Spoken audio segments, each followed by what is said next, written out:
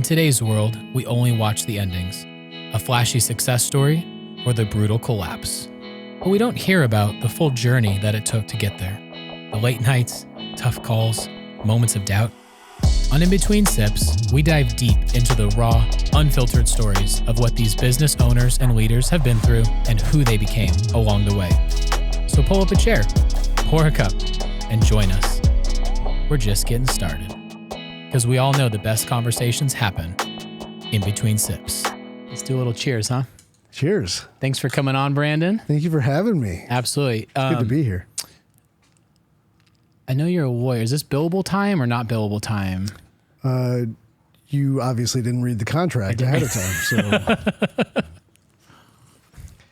so We'll roll. We'll get started. See how it goes.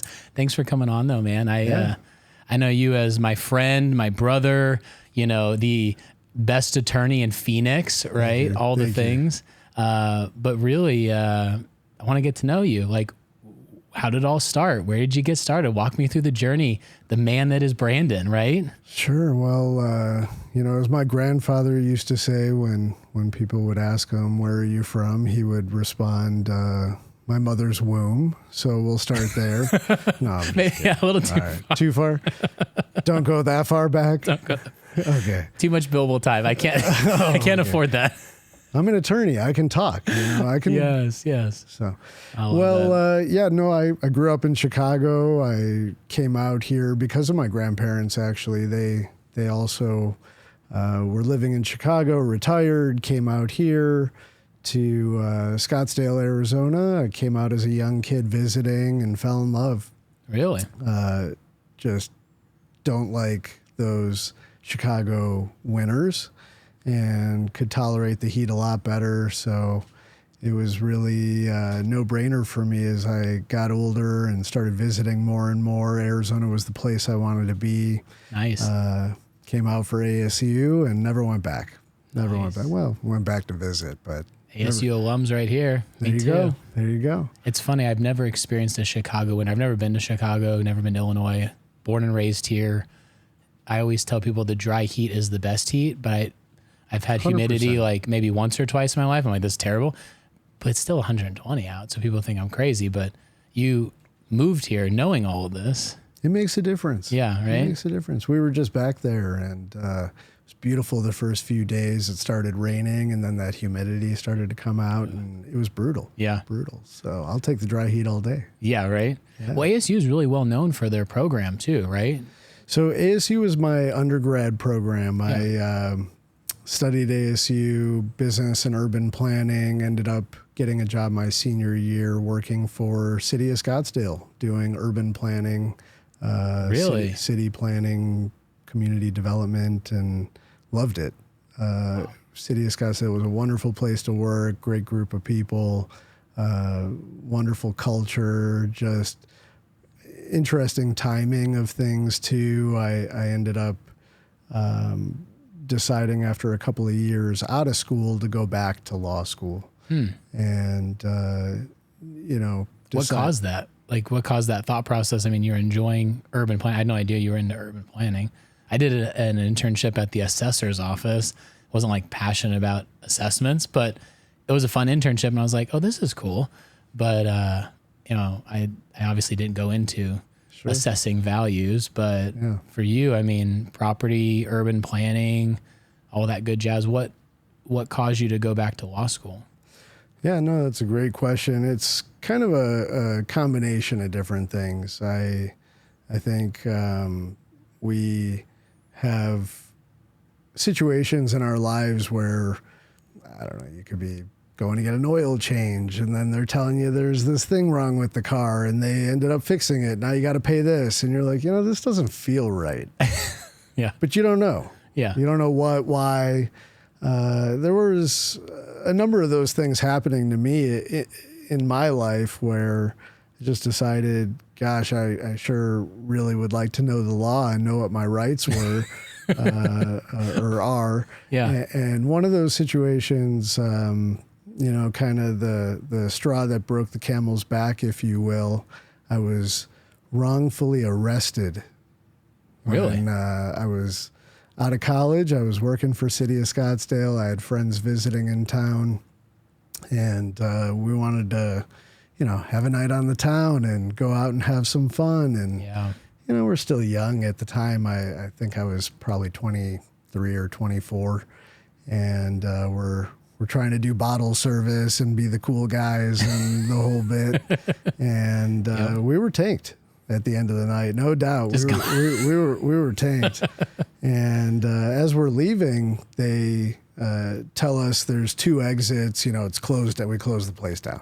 You got to get out of here. Close the place down? Close the place down. That's like what, 3 a.m., 2 a.m.? I mean, it was... Yeah. Lights on and wow. They're shoving us out. And so they're sending us out one of the side exits, and it's kind of into an alley, if you will. Mm-hmm. And as we're, kind of all piling out, a brawl ensued. And I'm just standing You started there. It, right? Or no? Yeah. You seem to be that type. Definitely. I mean, I'm standing there just like, I don't even know how long it took me to process what was going on before I went blind. And I just was blind. Really? And someone's grabbing my jacket going, we got to get out of here. And I had no idea what was going on. And all of a sudden I walk into the back of a horse. Hold on. You left the club? We're in Tempe, by the way. So they've got the mounted police in Tempe. Yeah. I mean, seriously. So I was trying to process all this going, okay, so you walk out of the club, you're blind, you walk into the back of a horse. I'm like, where? Yeah. Yeah. The police horse. Okay. And then I'm being handcuffed and detained and getting seated on a curb. And apparently what they did was they released some kind of like aerosol, pepper spray grenade type thing. And so I was like pepper sprayed, blind. Just coming out of the club, just boom. You saw the brawl, pepper spray. Yeah. And a number of people got arrested, myself included. Wow. They, I guess, thought I was part of the fight. And so, yeah, it was really interesting. I first and only time I've ever had to go into like a paddy wagon type thing. And then they're taking me to Tempe jail. First and only time I had to spend a night in jail like that. I mean, it was interesting. And, again, pre-law school, you think you know your rights. You think, I'm entitled to this and, I want my phone call or whatever it is. And it's a bit of a wake-up call. And so that, candidly was the straw that broke the camel's back, pushing me to go to law school. I fought it, took 6 months. I won. It was an adventure. So you won. Were you represented at the time, or did you represent yourself? I represented myself. I wouldn't advise that. So you were urban planning, and then this happened, represented yourself, won after 6 months. So then it was like a no-brainer. Like, I'm an attorney. I'm an attorney now. It's easy. Yeah. It's easy. We've got this. Yeah, come on. What caused you to represent yourself? Just I couldn't afford an attorney. Oh, okay.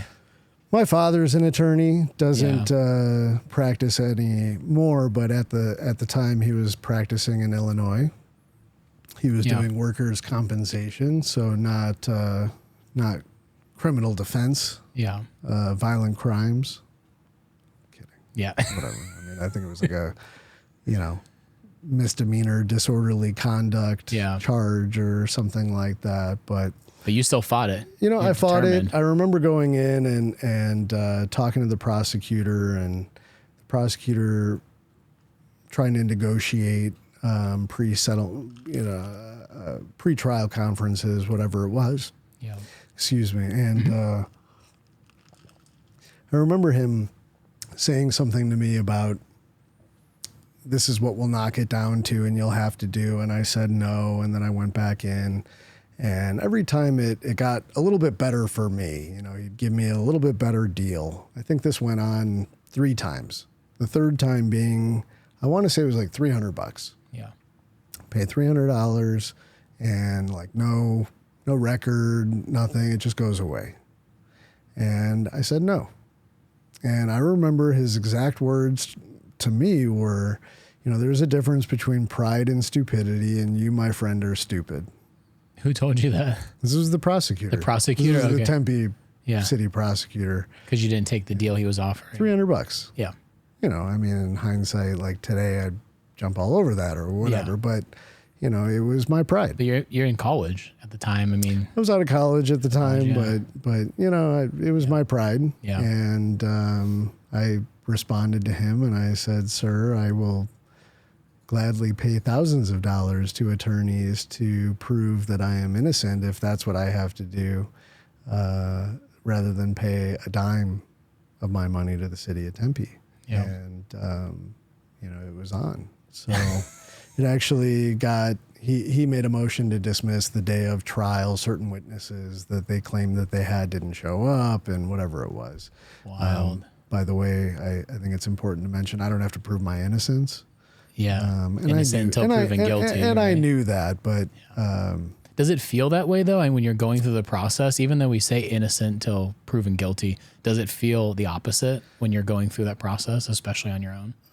in some respects, yes. I mean, it's a stressful, difficult, expensive, confusing process. Yeah. And it's, in some ways, can work against you. And that's why it is really important to have representation. Yeah. I think in most cases.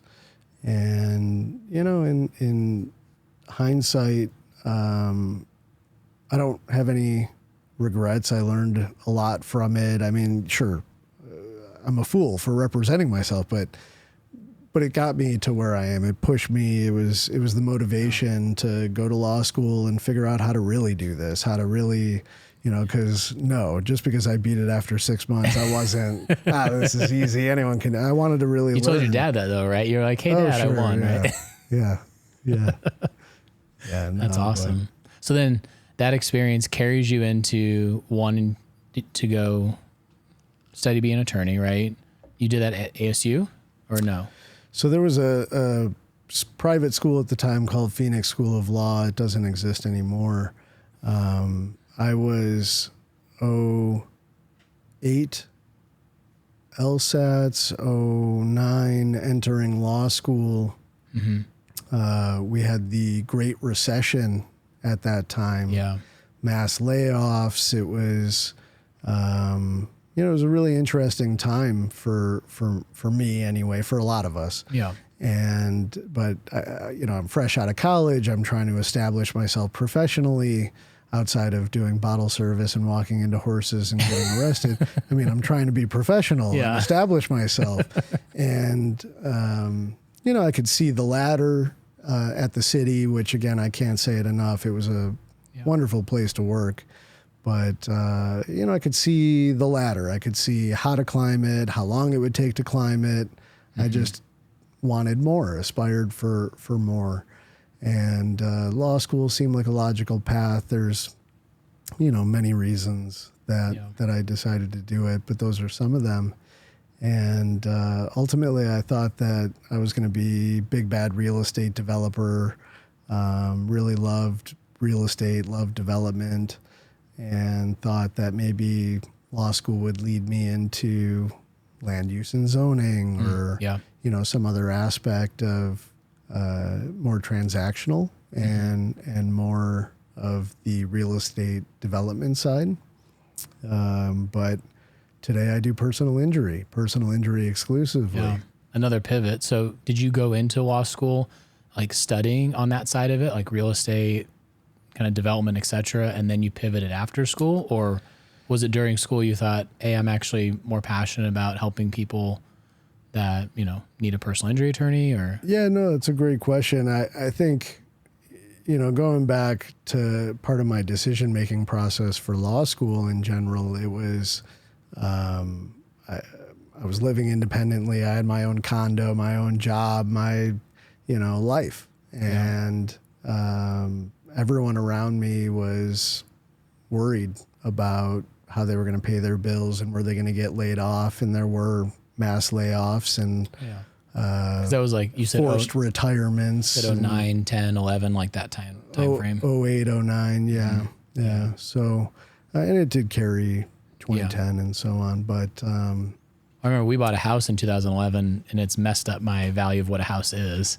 because the market was crashed. It's crazy. And we felt blessed. But yeah, that was a crazy time. It was a crazy time. But I made the decision to keep my job, work full time, go to law school part time. There you go. Instead of a 3-year law degree program, it took me 4 years. But Phoenix School of Law was the only option at the time.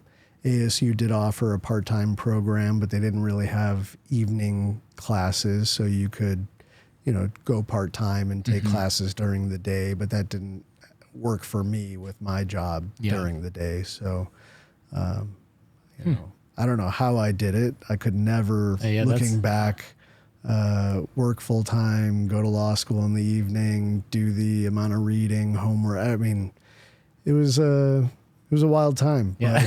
But, but I'm glad I did it, and I'm glad I stayed, and it, was part of the journey that got me to where I am today. And, in the process, I had met a couple of people. Funny enough, two guys in particular, orientation at law school, that became some of my best friends throughout law school, and one of them ultimately my first business partner out of law school. Really? And did that happen straight out of law school, like when you graduated, or did you join a firm with him, or did you decide to go all in on your own practice? So I stayed with the city for a good year after I was licensed. Oh, really? Continued to work for the city and explore opportunities. I had no real intentions of hanging my own shingle and opening my own firm right away, or kind of at all at that point. Yeah. But, I had a lot of interviews, a lot of job offers, but not for an attorney, for a planning consultant. A lot of people were interested in hiring me based on my experience at the city of Scottsdale and the connections that I had at the city of Scottsdale.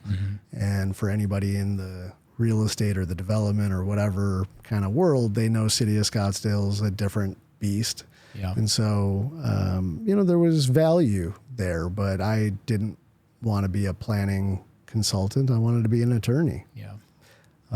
So I was waiting. I wasn't going to just, if I'm going to do planning, I might as well stay at the city and do planning. Yeah. So that's what I did. I stayed at the city. I did planning. Did you do like interviews while Oh, sure. Did all that? Sure. Was there one that you just walked away from? You're like, that was a weird interview?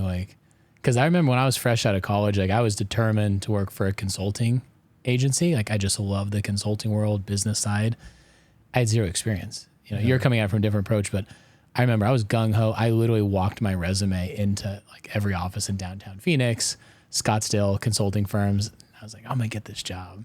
And every one of them, I think, looked at my resume and went, what is he doing here? What in the world? And I didn't know it at the time, but looking back on it, right? Sure. It's oh, that's interesting. I was just hungry. I wanted to get to work. But you're licensed attorney. There's got to be that moment where you're interviewing going, what just happened? There really weren't any outlandish interviews or questions or experiences. The best I can say or share is that, it never rubbed off until maybe more recently, but certainly even throughout law school, the white shoe law firm dream, the big, what we might think of the suits. Right, kind of today, and that didn't exist. We'll come back to that. I want to get your thoughts on how realistic that show is, because sure. it's pretty entertaining. But it's very entertaining, and that's kind of even throughout law school, and then when I'm interviewing as an attorney now, and I'm going into some of these big firms. I mean, maybe top 50 in the country, if not maybe top 50 in the world. Yeah, and you're enamored. Yeah. You know what I mean? It's like that today, I don't know that I would feel the same way. 100%, yeah. But But back then it was. So I feel like I was walking in these huge consulting firms, like looking around like, this is awesome. And now we're at a place as a company where blessed to have the portfolio we have, blessed to have the team that we have. It's more of a boutique. That's right. And I don't know, that's been a really interesting sweet spot that I didn't think existed going into this that we have found, right? It's a really neat thing. It is, yeah. Yeah. So anyway, so you went, applied.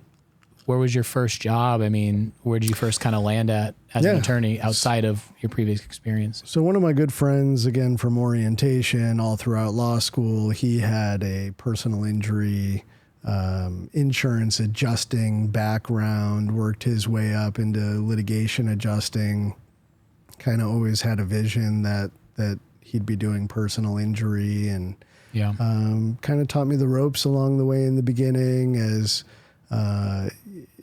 he needed more help. I got more involved. I learned more. And it just kind of got to a point where he kind of said to me one day, like, what are you doing at the city? You went to law school to be an attorney. Yeah. Come with me. Let's go, start an office together. And so I took a chance. Were you married at the time or kids? I was not. So you were like single. It was easy. It was easy. Well, you were responsible for yourself. Yeah. Yeah. So to make like a decision like that, you could just go for it, right? Yeah. For sure. That's interesting. So yeah, I mean, it took me a minute. Yeah. For sure. And I love the city, and it was hard for me to leave. And, but I knew what I had to do, and I knew what I had worked for, and he was right. And eventually took that leap of faith. I had been diligently investing in my 457 deferred compensation plan and my whatever. Yeah. And, so I cashed out of that and was like, all right, I got 6 months to live. And, it's better work. And let's go. So you and he started your own practice, or you joined one that he had already started, or so he had partners? He had more or less started his own firm, left it, came back to it, and was building it. Yeah. So I joined up with him. We got an office together. We started hiring staff, signing up more cases, building the firm, and things were great. I mean, I got a lot of respect for him. He's a brilliant guy. I mean, way smarter than I am. I just work really hard. I mean, he works really hard too. Yeah. But, he's a brilliant guy. And, somewhere along the way, we just had a different vision for how we wanted to carry the company and what we wanted to do with it. And so we kind of parted ways. Before that, though, real quick, when you first started, you're grinding it out, you're working, you're taking on cases. Like, what were some of the cases you look back on? Because this is, really the first time on your own, so to speak, right, as an attorney. Sure. Any cases you reflect on that you thought, man, that was wild, or man, that was such a great learning experience, or? Yeah, there's so many things that happened, and cases that I signed, case facts that were just wild. But some of the experiences were just my own experiences with the clients and with the cases. I remember one time getting a call, and I had to drive down to Casa Grande to sign a case, and it was a drive for me. And but you're hungry, and you do whatever it takes. And so I drove down, and I signed the case. And I was so happy and so proud. And I drove back up, and I got back to the office. And, I don't remember if it was right when I got back to the office, but that afternoon, I got a call from another attorney saying we had been fired. And the drive's like an hour and a half, right? Yeah. Yeah. And I'm going, what's going on? Come on, I'm hustling here. Yeah. I just drove all the way down to meet with this guy. Yeah. The attorney calling me didn't meet with him, but the client who fired me said I had a baby face. He thought I was too young. I just looked too young, too inexperienced. He wanted to hire an older attorney, a more experienced attorney. But you won a case without being an attorney. I mean, come on. Yeah. Right? So... Wow. And the attorney who called me, I mean, he felt bad. He told me, he's like, I'm so sorry. And I tried telling him that's not a reason to fire you and blah, blah, blah. But he's like, I'm really sorry. There's nothing I can do. The guy is insistent upon, coming with me. And so at the time you're like, darn this baby face. But as you get older, you're like, well, I'll age well. I'll age young. That's fine. I'll show you one day. But yeah, so that's crazy highs and lows of business though, right there. Like that one example in a nutshell is like super high, signed the case, and then all of a sudden, hour and a half later, like back to the grind of being humbled. That's right. And there's nothing you could have done about it. It's the frustrating beauty of being an entrepreneur, right? Is like you didn't do anything wrong. It was not based on anything you said or going to represent, but right. But these are the experiences. I mean, we had many. Did they ever teach you that in law school, by the way? Hey, you might get fired for this reason? No, right? No.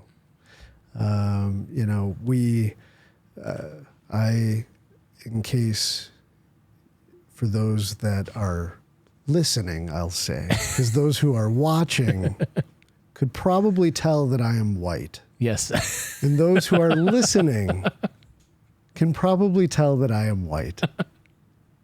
Just covering it, right? Just in case. Okay. But my partner at the time was African. I mean, you can say African American. Yep. African American. He was from Africa. Born, raised, came here for college and then got a job and then law school, and we met. And it was just really interesting. By the way, religious and racial and all the clashes that you might think of, we had, and we loved it. And we played into it in a good way. I mean, to try to educate and break some of those barriers. Yeah. You had black and white, Jew and Muslim, like whatever. I mean, you had all this going on. In your initial law firm you started and joined. Right. Nice. But we encountered a lot of interesting stuff. I mean, a lot of hatred. Really? A lot of people calling who, wanted one of us for one reason or the other and not the other. You didn't remind him of the Seinfeld episode where he's like, look to the cookie. It's like the black and white cookie, right? He's like, look to the cookie. Yeah.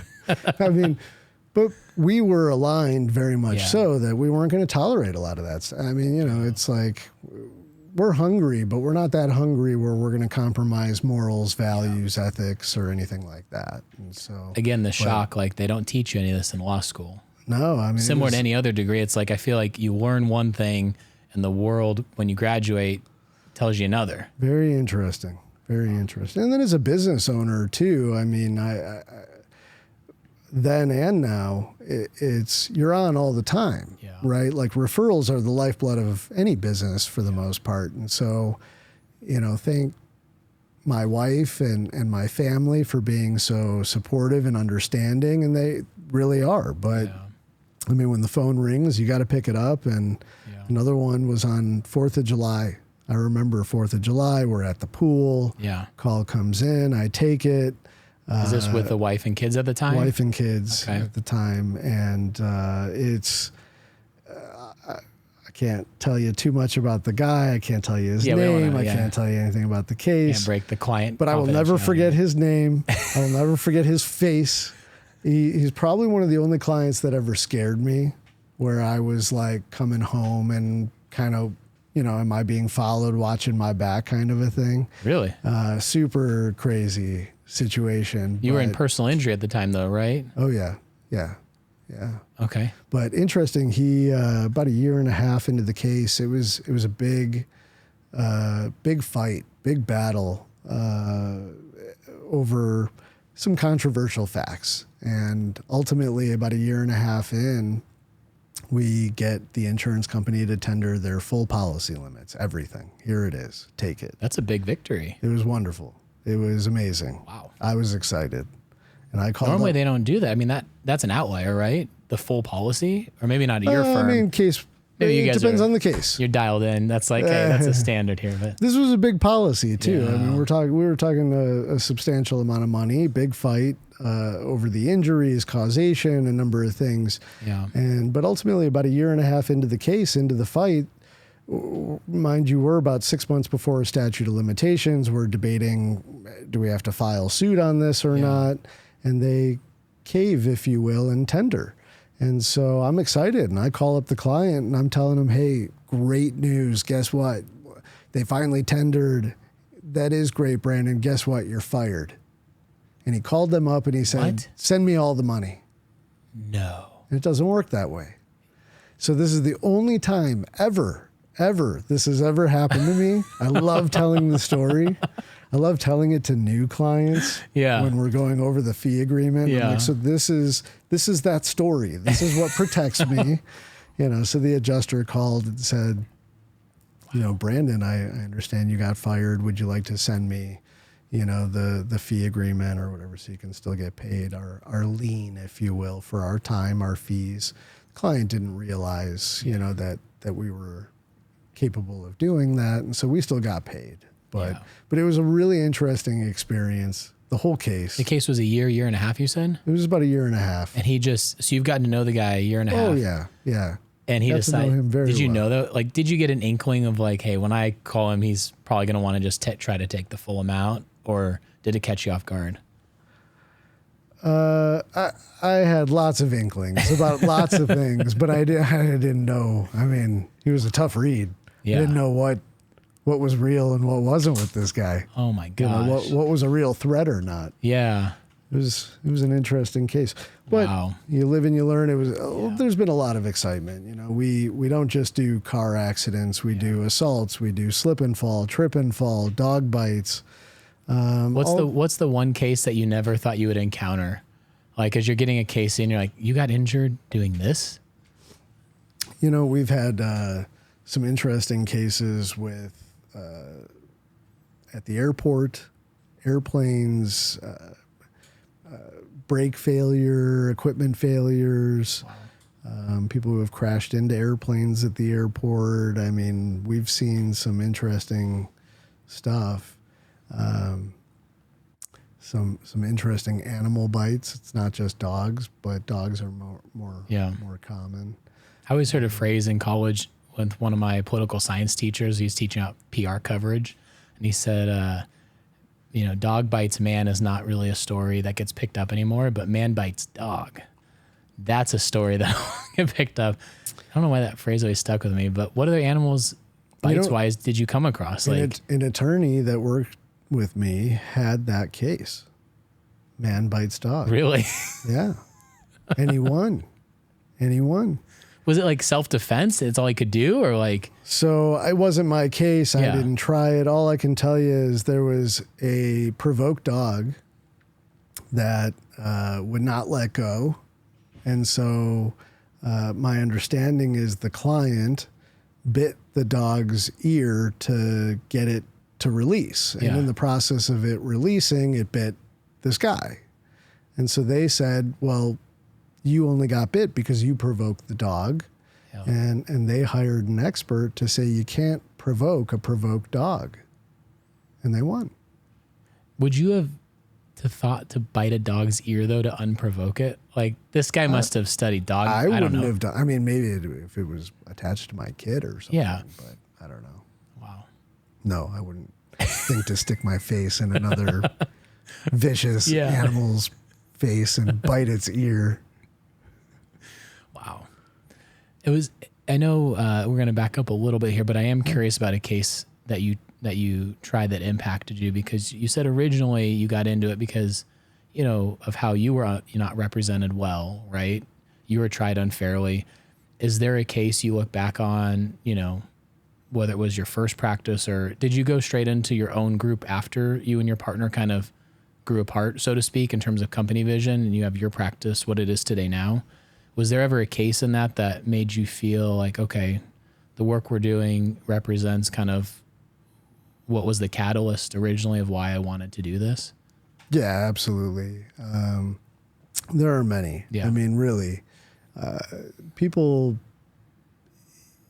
who from the outside who look at this industry and look at us as ambulance chasers or whatever else. Like, trust me, I know firsthand very well. There are a lot of bad attorneys out there, and there are a lot of attorneys who do things for the wrong reasons and whatever. But, you know, I think that generally speaking, people care and we care and we want to do a good job and we want to help people. And yeah, we've got staff and mouths to feed and overhead and bills to pay and blah, blah, blah. But, you know, at the end of the day, it's about the people. And the cases that we deal with the most are small. And that's a good thing. That's a good thing. I mean, we're not talking about wrongful deaths. We're not talking about life-changing, catastrophic cases, but we have those too. And it's those cases that sincerely keep me in this. I mean, I love real estate development. I'll never do it. I mean, I'm not going to change my law practice. This is what I'm here to do. And I've been involved in some wrecks myself. I was involved in a pretty horrific rollover collision when I was 10 with my older brother driving, my grandparents in the car. They had to close down the road, bring in the helicopter, airlift my grandfather out of there. I mean, it was traumatic. And I can tell you about some of that trauma. I can relate to clients who are just on edge. And, you know, even some of the machismo people who are like, I don't have anxiety, I'm good. Okay, heightened awareness, you know, are you checking your rear view mirror now every time? Because, like, you got rear-ended hard, bro, and now you're, like, panicked every time you're driving. Like, are they going to stop or not, right? Well, yeah, a little bit. And so I get it. I mean, I've lived it. I've been through it. And to be on this side of things, to help people who, I mean, outside of losing a loved one, this is probably the hardest thing they're ever going to deal with. It's life-changing. It's going to turn your world upside down. And it's tragic. And I don't wish it upon anybody. I don't. But it's a crazy world out there. And, you know, God forbid it happens to somebody or you know, a loved one. I want people to know there's a law firm that cares, that you can trust, that's going to take care of these people and not just get the policy limit and be done. You know, okay, great, you got the policy limit, but I'm still hurt. I still need more care. I still need, what about my job? You know, what about, how do I take care of my family? You know, we've got an infant at home and I can't lift my baby. You know, I mean, there are so many incredible implications, ways that these things can affect people's lives. So for me, and I'm sorry for the long-winded answer. No, here. this is great. There's one in particular. There's somebody who, you know, has grown even more near and dear to me. The case has been long over, but I actually talked to him last week, and I talked to him, I don't know, I mean, maybe every 4 to 6 months, but he's still got more surgeries. I mean, his case has been over for almost 2 years now. But he's still dealing with the repercussions. I mean, probably one of the most catastrophic situations. And I mean, fortunately, he's alive. You know, but his life will never be the same, ever. Ever. And activities, I mean, he was a great golfer, and he can't golf now. He'll never be able to go. His son's getting into golf. I mean, it's like we were talking about that last week, and he's going out and he's coaching. But I mean, it's different. It's different, and it's things like that just. I mean, every time I talk about it, every time I talk to him, it gives me chills. You know, it's like, but this is what I'm here to do now. Like as cool and fun as real estate development is, or was for me. And just going back to that for a minute, you know, when I was working for City of Scottsdale, I was living in City of Scottsdale, and I could see the work that I was doing, the impact that I was making. Now, I wasn't I was working on the government side, but I was reviewing plans. I was working with the developers. We were building things that we were utilizing in the community. And I had a greater appreciation when I'm walking my dog, like I had a hand in that. And as cliche as it sounds, for me, it was like, I can see the difference I'm making on the world or on the community that I live in. You know what I mean? Oh, yeah. And so that's why I loved real estate. That's why I loved the planning and zoning and, you know, community development. And it was cool. Yeah. It was. It's fun. But You're building, you're moving, shaking, all the things. This is just, it's different. It's different. And it's, I can attest to that because I went through that. Hit by a red light runner, car's totaled. So I was making a left to go west. I was going north, left-hand turn lane. I go to make a left. The light turns red. And I remember growing up driving, I was always told, wait 1 second and then, you know, turn. The person coming south decided to try to shoot the gap, so to speak, of the other left-hand turn lane because nobody was in it. So they had to have been going 45 or 50 easy. Mm-hmm. And as I'm turning, boom, hits the passenger side front door. And my car is launched south of the intersection to where like the bus stop is. Mm-hmm. And my wife, we were going to carpool. We decided not to carpool that day with our daughter, Maddie at the time, was watching it happen on the other side of the intersection. Wow. And going through that process, what you said, I remember thinking like, I have no idea policy limits. How much should I go after? Like even down to the, hey, make sure you go to the hospital, get checked out. I was like, I'm fine. Like sure. I walked away. I was fine. I definitely had a concussion because my wife was like recounting some of the stories that night. And she was like, I definitely think you had like some sort of concussion. Like you should have gone. And I should have listened to her, of course, like she's the nurse, but I was just like, I want to get home. You know, but in hindsight, it's like knowing your rights, knowing what to do in a situation like that. And I think the other driver thought he had like killed me because I like got out of the car and I just laid down on the ground and he came up to me and was like, no. And I was halfway tempted in that moment to just be like, you know, because what he did was dumb. Sure. And it wasn't necessary. He ran a red light going 50 plus and launched me south of the intersection, right? I mean, I remember I was on my speakerphone at the time with a buddy of mine who was on, like we were talking and I can remember like, what was he thinking? Like all of a sudden he just hears like, boom, you know, it's like all that is affected. And it was not an easy process to go through by any means. Like, I think that's when I decided to get a truck right after that for a while. I always wanted a truck and I was like, now's the time. Yeah. Because if I was in a truck, I would have seen him coming. But all those things that you talk about, you add up like, no, I'm fine.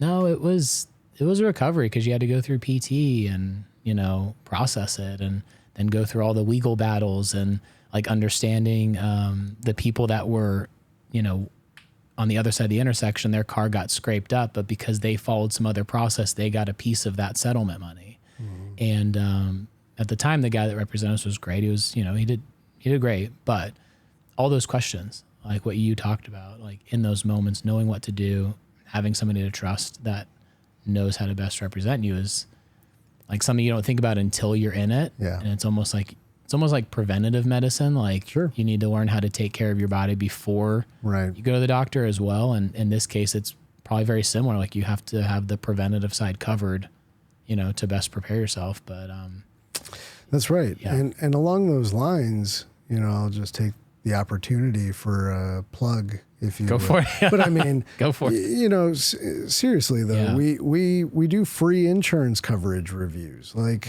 don't wait until there's a car accident to call us to find out. Call us. Yeah. Call us. It'll take maybe 20 minutes, 30 minutes. Let's have a conversation. Let's get to know you and what your needs, what your family's needs might be, how to best protect you and your family. I mean, maybe we find out that every day you commute to work, you got Spot in the front seat, your dog with you. And so maybe we're going to recommend you add pet coverage. Yeah. You know, you might want to consider adding that for X, Y, and Z reasons or whatever. But that requires a conversation. And so contact our office. Let's sit down or get on the phone. Let's talk. Let's get to know you and your needs, and then we can give you good advice, I think, to help protect you and your family proactively. God forbid something happens. Yeah. You know, I can't tell you how many times people call, seriously, and they're like, all right, here's what happened. Here's what's going on. We find out here's how much money they have, and it's not enough. Yeah. And the client could have, not to make anyone feel bad, and hindsight's 2020 and all that, but the client could have had underinsured or uninsured or other first party protections that would have taken care of them and their family or their other vehicle occupants, but they didn't. Yeah. And so we can't rely on other people. You know, like I'm going to rely that nobody's going to hurt me, but if they do, they're going to hurt me and they're going to have plenty of money to pay for it. No. Yeah. Well, that means you're also not driving around in the rain, because sometimes around here when it rains, like people either go 25 over or 25 under, right? That's right. I'm born and raised here, so I can say that, right? As an Arizona native. Oh, like, yeah. And the ones who are going 25 over are like me. We're from Chicago or from the East Coast or something. Yep. We're like, what's wrong with you people? You don't know how to drive in the rain? Yeah, exactly. Oh, I'm kidding. I love it. Well, before we wrap up, before we go, I got to ask, you know, you're an entrepreneur, an attorney. I'm sure there's many lessons that are at the forefront, but what's the biggest lesson you've learned that maybe shocked you? Like you didn't expect to learn this lesson as an entrepreneur or as an attorney? You know, for me, I'm a proud person. I'm somebody who likes to pile it on, likes to, you know, I want people to go, this guy's crazy or whatever. Just that's been me through working full time and going to law school at night or whatever. I just always have wanted to push, right? But what I've learned is it's really important to ask for help. It's really important. You can't do it all. Yeah. It does take a village. And at the law firm is a great example. I mean, it's not me. It's not me. There's a whole team of people over there, and we're a small office. When I say, oh, it's not like we're this, 32 level building full of people or something. I mean, there's 10 of us. Yeah. There's 10 of us, but the point is, it's not me or all me. It takes a village, and every single one of those people are critical to the team and to the firm and to supporting our clients the way we believe the clients should be supported and cared for. And so, it was hard. It was interesting to like get to that point where it's not just about me or about me wanting to push myself, but now I'm pushing the business and I'm pushing the team and we're all working really, really hard together, to build something that we believe in and to do something meaningful, provide a meaningful benefit to the community. And, we're able to do that, and we're able to do a really good job, and we're able to do more of it by hiring more people and by asking for more help and not compromising the quality of service either, right? I mean, if you're going to grow, if more people are going to come, thank you for the referrals. We are so grateful. We want the referrals to keep coming.